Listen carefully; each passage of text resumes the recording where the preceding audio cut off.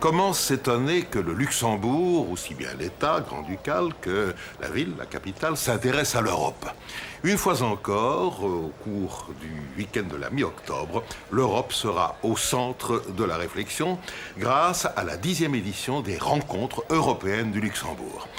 La question se pose en effet de la nature même de cette Europe à la fois diverse et peut-être intégrable. En l'avant-première de cette journée de réflexion, quelques témoignages sur cette extraordinaire aventure.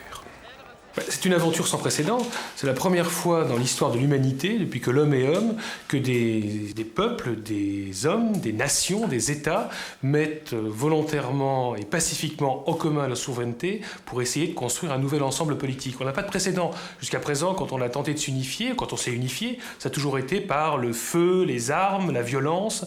Et là, c'est par la règle de droit, c'est par la négociation pacifique. Et ça, c'est une aventure sans précédent. Donc effectivement, ça nécessite qu'on passe du temps et qu'on y réfléchisse. Hélas, on n'y réfléchit pas assez. C'est peut-être parce qu'on s'y est pris pacifiquement que c'est aussi difficile. Sans doute. Et c'est sans doute pourquoi les peuples ne s'y retrouvent pas. Parce que les peuples ont la mémoire de ce qui s'est passé, ont la mémoire de leur histoire. Et ils savent parfaitement que les ensembles se sont toujours construits par cette violence. Et là, ils ne comprennent pas ce qui se passe. C'est quoi cette règle de droit? C'est quoi ces négociations interminables, ces nuits de négociations interminables à Bruxelles? Ça nous échappe complètement. On comprend la violence, on comprend la puissance, la superpuissance, l'hyperpuissance américaine. On comprend la violence qu'ils exercent en Irak. Ça, c'est immédiatement préhensible. En revanche, ce qui se passe à Bruxelles, où les décisions prennent beaucoup de temps à s'élaborer, cela échappe à la compréhension du citoyen lambda, entre guillemets. Est-ce si difficile parce que nous ne parlons pas la même langue? Mais ailleurs, on ne parle pas non plus la même langue. Oui, alors la question linguistique est une question centrale. Mais vous savez, la France a existé sans que le français soit la langue de l'administration ou soit même la langue du peuple. C'est-à-dire que la France ne parle le français, pour l'ensemble des Français, que depuis la Seconde Guerre mondiale. Il faut savoir que pendant la Première Guerre mondiale, par exemple, la moitié des Français parlaient des dialectes. Et il a fallu ensuite la Première Guerre mondiale et donc la saignée extrêmement violente qu'a subie la France à ce moment-là, puis les hussards noirs de la République, donc nos instituteurs, qui martyriser les enfants qui osaient parler une autre langue que le français pour que le français devienne la langue parlée par les Français. En Belgique, par exemple, on n'avait pas plus de langue qui unifie le pays. Mais cette diversité pose le problème particulier du statut des différentes langues. Vous avez fait allusion à la France, où le français était opposé à des dialectes. Le finnois, le grec, le portugais ne sont pas des dialectes, ce sont des langues. Absolument. Mais en France, il faut voir qu'on a une vision de la langue qui est un peu différente des autres peuples. Pourquoi? Parce que le français a été une langue qui a été imposée par l'État. Ce n'est pas venu du peuple, c'est l'État, l'édit de Villers-Cotterêts au XVIe siècle, donc qui a imposé le français. Les autres peuples les autres États n'ont pas procédé de cette façon-là. La langue s'est imposée, l'anglais par exemple, la langue germanique s'est imposée petit à petit par le peuple et est remontée vers l'État. Donc c'est deux façons différentes de percevoir la langue. Alors est-ce qu'il faudrait imaginer demain qu'on impose une langue européenne de Bruxelles? Non, ce n'est pas possible. Je veux dire, pourquoi? Parce que ce que nous constituons ici depuis 50 ans, c'est d'essayer de faire travailler ensemble des États-nations qui existent pour certains d'entre eux depuis 1500 ans. Il faut avoir conscience de cela. Donc peut-être qu'un jour émergera une langue unique, un jour, comme le latin par exemple, sera la langue, il y aura peut-être demain l'anglais comme langue unique européenne, on peut l'imaginer, mais ça ne sera pas imposé d'en haut. Pour l'instant, l'identité européenne, elle s'exprime par cette multiplicité linguistique et par quelques langues véhiculaires comme l'anglais, le français ou l'allemand par exemple. Pas de commun dénominateur langagier, y en aurait-il un politique, y en aurait-il un idéologique, y en aurait-il un économique? Alors, la question de l'identité européenne est une question qui me surprend toujours.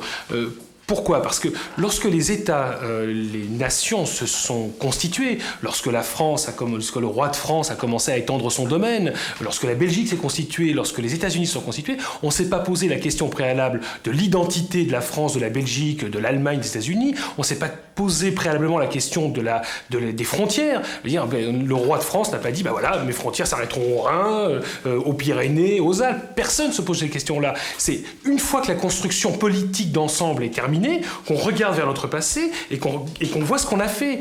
La construction européenne, elle a 50 ans en temps historique sur 5 000, 10 000 ans d'histoire humaine. Ça n'est strictement rien, c'est un clin d'œil. Si les États-Unis s'étaient arrêtés je sais pas, on avait dit en 1800 par exemple, voilà, les États-Unis c'est cela, ce sont des anglo-saxons, protestants, ça s'arrête uniquement aux frontières, dans les Appalaches. Je veux dire, les États-Unis ne seraient pas les États-Unis d'aujourd'hui. Cette Europe si difficile à construire, mais tout de même si vivante, disons-le, en 2 mots, quel avenir lui donnez-vous dans les 10 années qui viennent? Là, je suis plutôt pessimiste aujourd'hui. Le 29 mai 2005 a marqué un coup d'arrêt à la construction communautaire. Aujourd'hui, ce que je vois, c'est la résurgence des nationalismes. Et des nationalismes les plus terrifiants. Nationalisme avec tout ce que ça comporte comme élément de xénophobie. Donc, au jour d'aujourd'hui, mon pessimisme m'amène à dire qu'on était en train d'assister à la fin de cette aventure merveilleuse qu'a été la construction communautaire. Je suis inquiet. Inquiétude partagée par plusieurs, d'aucuns s'inquiètent de mutations brutales dont notre planète a été et continue à être le lieu. Dans le monde, avec la 3e révolution industrielle, c'est-à-dire la révolution des PC, GSM et tout ça, l'informatique, ça ne vient pas de moi, mais de quelqu'un comme Manuel Castells, par exemple. Je crois que dans le monde, on voit les années qui viennent passer, c'est-à-dire surtout à partir de la chute du mur de Berlin et la chute de l'URSS, je crois. À partir de là, on voit d'une manière une sorte de globalisation économique qui se manifeste surtout par le déploiement sans contre-pouvoir d'une sorte de nouveau capitalisme sauvage. 19e siècle, mais maintenant avec les moyens beaucoup plus grands, évidemment. Et en même temps, on voit des courants de plus en plus aigus de politique d'identité, ou bien religieuse, ou bien culturelle. Et là, je crois que l'Europe, ou les institutions certainement européennes, n'ont pas eu de réponse. Et jusqu'à présent, ils n'ont pas eu de réponse. Ce qui fait qu'on n'a pas un projet fort là, on n'a pas un projet attirant. On est un peu on est très dans le flou, ce qui n'est pas vraiment très fort ou très enthousiasmant pour les citoyens, je crois. Est-ce que la diversité des langues et des sentiments nationalistes au sein de l'Europe n'est pas finalement un obstacle insurmontable? Quelque chose qui fait qu'une vraie Europe ne pourra jamais exister. Nous, les anthropologues, on fait des études sur, si on peut y mettre un chiffre, sur à peu près 4000 cultures existantes, vivantes. Il y a un peu moins de 200 États dans le monde. Ça veut dire, un calcul très simple, que l'État multiculturel, c'est l'évidence.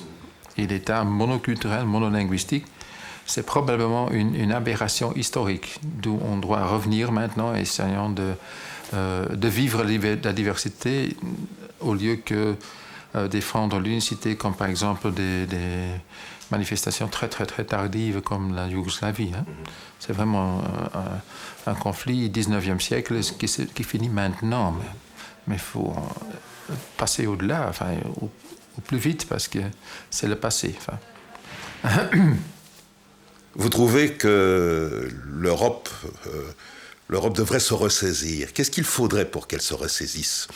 Une forte personnalité? Est-ce qu'il ne faut pas se méfier des personnalités tout à fait providentielles? Oui. Qu'est-ce qu'il faut? Je crois qu'on peut avancer, ou qu'on doit peut-être avancer quelques projets plutôt symboliques, mais qui ont effectivement une force dans le sens que les gens, les citoyens, peuvent s'y trouver, ils peuvent s'identifier avec ça. Et pour ma part, je crois que l'Europe a cette unicité, mais vraiment unicité très grande de, si vous voulez, scolarisation, l'éducation et culture. Il y a nulle part dans le monde, on a que je sache, on a une richesse pareille de culture, de créativité, Et c'est ça notre capital, c'est là qu'il faut investir, je crois. Et là, quand on investit là de manière européenne, je crois que ça peut marcher. Ainsi donc, la culture serait une des originalités de l'Europe. Mais cette Europe, s'est-elle d'emblée affirmée culturelle? Vous savez qu'on n'a parlé de culture dans les textes officiels que depuis le traité de Maastricht. Le premier document faisant état d'une volonté d'avoir une politique culturelle dans le domaine communautaire date de 1972, était signé Spinelli. Et en fait, ça semblait complètement incongru. Très souvent, des politiques commencent leur discours en disant « Comme disait Jean Monnet, si c'était à refaire, je commencerais par la culture ». Jean Monnet n'a jamais dit ça. Cette phrase est apocryphe. Non seulement il n'a pas dit ça, mais il a dit exactement le contraire. Et ce qui se comprend. La volonté de Monnet, de Schuman et des autres pères de l'Europe, c'était de neutraliser les industries de l'armement et de faire en sorte qu'on n'utilise plus le minerai de fer, les aciéries et la ferraille pour se cogner dessus. En fait, cette étape d'une construction économique était nécessaire. Ce qui aurait été criminel, c'est de ne pas passer à une deuxième étape, d'aller vers une citoyenneté européenne pour laquelle, pour le coup, la culture est indispensable. Oui, culture et Europe, c'est compatible, c'est même plus que compatible. Je ne pense pas que ça puisse exister sans, l'un sans l'autre. Ceci dit, est-ce qu'on parle d'une culture européenne, comme certains prétendraient qu'il y aurait une civilisation européenne très différente des autres, qu'il y aurait une supériorité naturelle depuis les Grecs, etc. Ou est-ce qu'on parle de cultures européennes en se basant sur la diversité, sur ce qui fait la richesse? Je dis parfois, les sociétés qui ne sont pas variées sont avariées. Il en irait même de même de l'Europe. Et je crois que c'est la mission première de l'action culturelle que de cimenter une identité basée sur la diversité. Jamais les Italiens et les Français ne devront être les mêmes. En revanche, ils sont les mêmes, puisqu'ils sont les frères d'une même humanité. Qu'est-ce qu'il y a de commun dans toutes ces différences?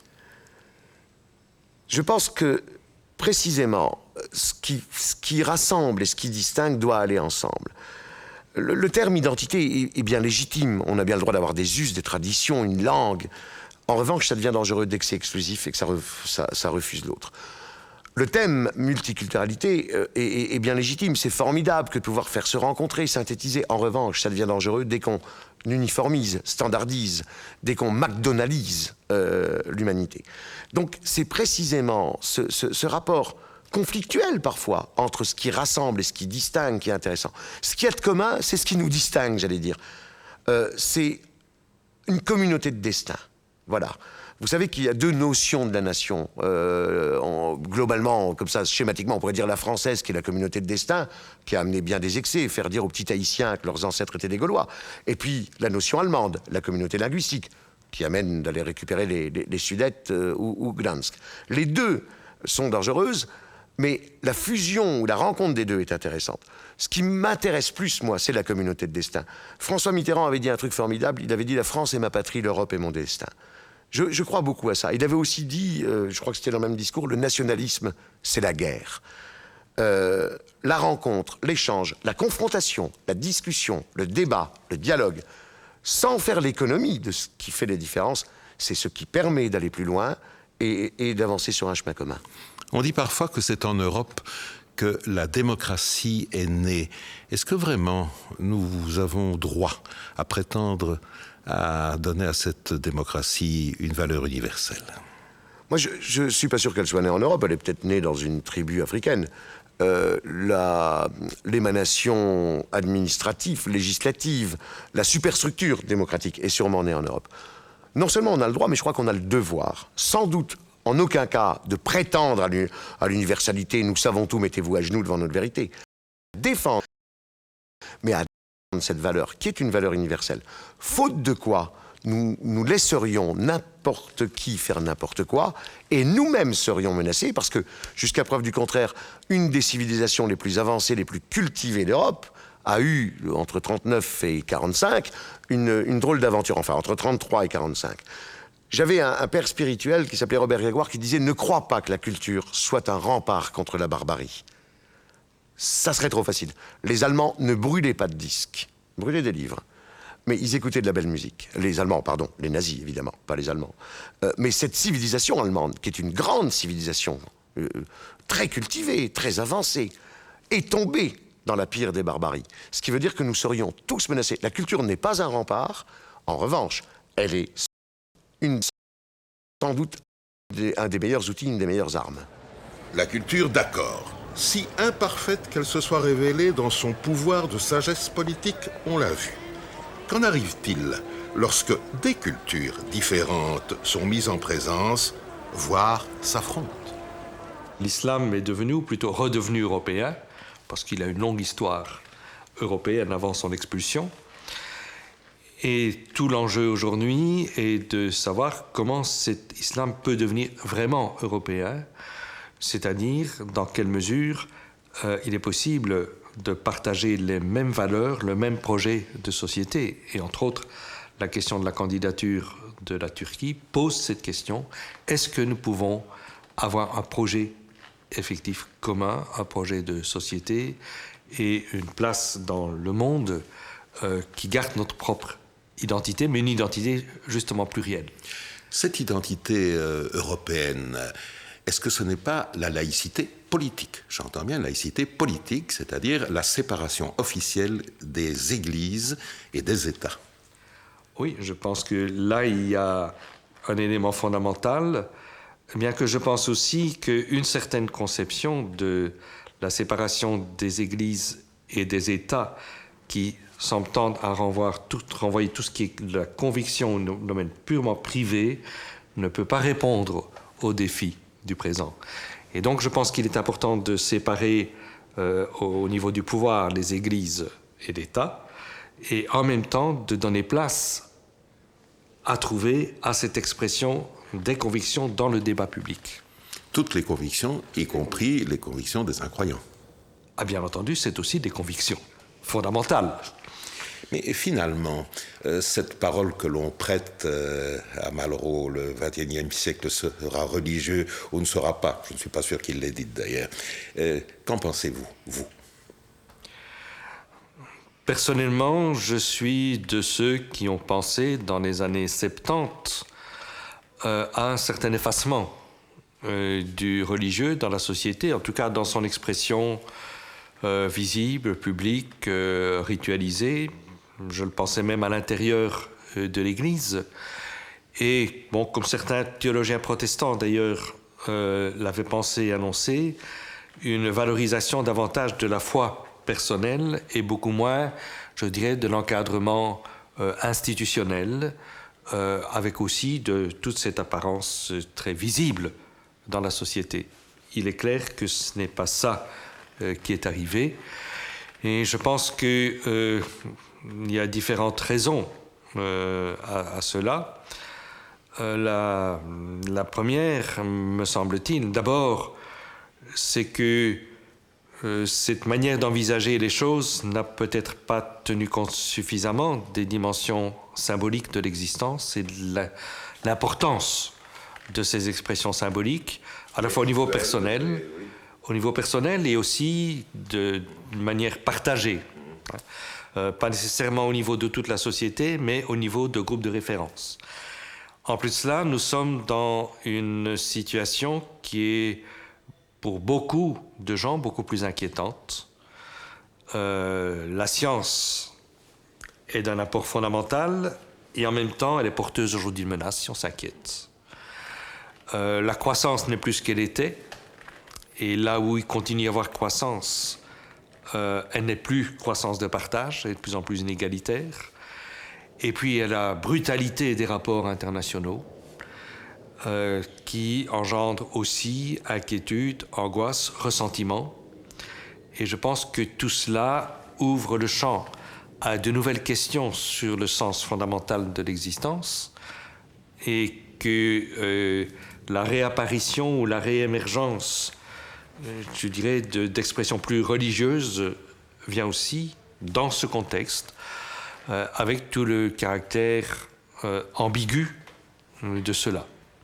La montée des intolérances et des fondamentalismes de tout genre. La montée des fondamentalismes, des intégrismes, de le repli sur soi des identités religieuses et parfois aussi des identités laïques, en opposition aux autres.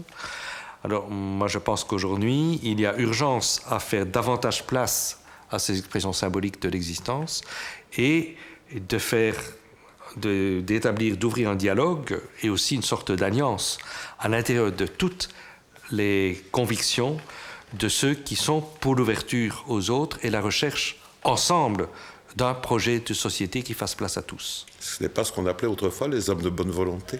Je pense que oui. Ils savent parfaitement que les ensembles... Fidèles à nos usages, nous avons proposé le visionnement de la maquette de cette émission aux réflexions d'un témoin orfèvre sur la question. Je retiens peut-être que tous l'ont dit d'une manière, avec leurs mots, que la construction européenne représentait une aventure sans précédent. Ça, je pense que c'est un des points qui est un acquis, mais qui fait alors poser toute une série de questions, parce qu'il ne suffit pas d'avoir une aventure sans précédent. Deuxième élément, c'est Quatremer qui le dit, faire travailler ensemble 450 millions de personnes. Voilà un objectif extraordinaire. Et de nouveau, la même question, comment faire, comment s'y prendre? Alors là, les points de vue divergent, me semble-t-il. Si ce n'est que tous disent, à un moment donné, on pourrait utiliser comme élément, comme ferment, pourrait-on dire, la culture. Pinkston parle de l'éducation, c'est un peu son métier, mais tous disent la culture avec un élément symbolique à découvrir. Et l'élément symbolique à découvrir, encore une fois, point d'interrogation. Ça laisse évidemment augurer fort bien des débats que nous aurons à Luxembourg avec ces intervenants et d'autres d'ailleurs. Mais le problème qui peut se présenter, c'est de dire quel peut être l'élément symbolique dans la culture, et Pinkston a commencé en disant ici dans la religion. Et je retrouve alors Ignace Berten qui aborde cette question. Et à la question qui lui a été posée à un moment donné, qui consiste à dire, qui est comment voyez-vous la laïcité, n'est-ce pas? Il répond la séparation de l'Église et de l'État. Il n'entre pas dans le détail de cette séparation des églises et des États, mais tout de suite, il dit il faudrait que les convictions puissent s'exprimer dans l'espace public. Et là, évidemment, en tant que vieux routier des associations laïques, je ne peux manquer de réagir, parce qu'enfin, qui a dit le contraire? Tout le monde sait fort bien que toutes les convictions religieuses et autres s'expriment dans l'espace public. Et elles le font régulièrement, de une façon. Il y a donc une ambiguïté qui apparaît là et qui me paraît, moi, porteuse justement des éléments de non-convergence, si je puis dire. Est-ce que la question ne serait pas le statut que l'on confère à ces interventions dans la sphère publique? Justement. Je crois que ça, c'est le nœud du problème. Que les religieux, comme les non-croyants, s'expriment dans l'espace public d'une manière ou d'une autre, par la presse, par tous les moyens que l'on souhaite, c'est évident. Et ça se retrouve dans la Constitution belge, et ça se retrouve dans l'article 9 de la Convention européenne des droits de l'homme. Par conséquent, c'est la liberté d'expression, tout simplement. Mais autre chose est de faire intervenir la religion et les églises dans ce qu'on appellerait l'espace public, c'est-à-dire l'espace politique. Ce qui est autre chose. Et ça, ce n'est plus la séparation de l'Église et de l'État. Donc il y a une opposition quand on dit « je suis d'accord, séparation de l'Église et de l'État ». Et d'autre part, je voudrais que nous puissions intervenir en tant que religieux dans les espaces publics, en tant que citoyens avec des convictions religieuses, évidemment, comme tout le monde, bien entendu. Alors ça, c'est je pense, un des points d'achoppement. Alors... on débouche évidemment, quand on parle de cela, sur l'idée, on termine par là, et Berten le fait, il dit, ce qu'il faut, c'est ouvrir le dialogue avec tous les gens de bonne intention. Mais il faut quand même bien regarder, si on se retourne vers l'Europe maintenant, dire, mais qu'est-ce que l'Europe a fait? Eh bien, l'Europe, elle a voulu ouvrir le dialogue avec qui? Avec les églises. Mais pas avec les chrétiens de base, pas avec les autres, avec la hiérarchie religieuse. Et ça, c'est évidemment l'opposition au dialogue. Parce que les personnes qui ne se retrouvent pas dans les églises, elles, où voulez-vous qu'elles s'expriment? Et donc, il y a cet antagonisme qui n'apparaît pas directement ici, mais qui fait que, d'une part, l'Union européenne n'a rien fait sur la culture, n'a rien proposé sur la culture, et elle se tourne vers ce qu'on pourrait appeler de vieilles recettes, qui sont les recettes des églises, que les gens ne suivent plus.